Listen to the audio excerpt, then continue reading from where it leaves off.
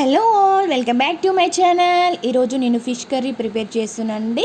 దాని ప్రాసెస్ ఒకసారి చూద్దాం.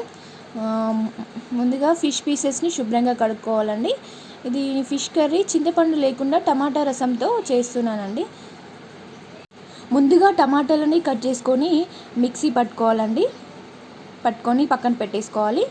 ఆ తర్వాత స్టవ్ ఆన్ చేసి ప్యాన్ పెట్టేసుకోవాలండి.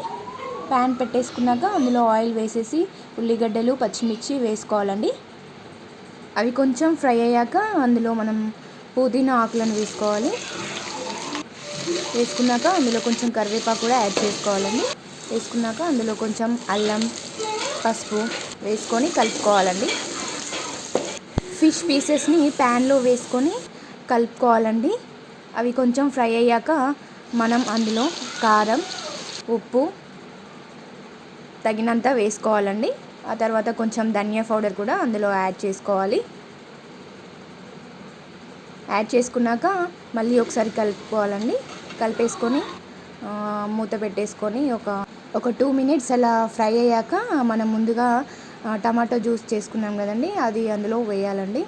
అది వేసాక అందులో కొన్ని వాటర్ వేసుకొని మళ్ళీ అందులో వేయాలండి.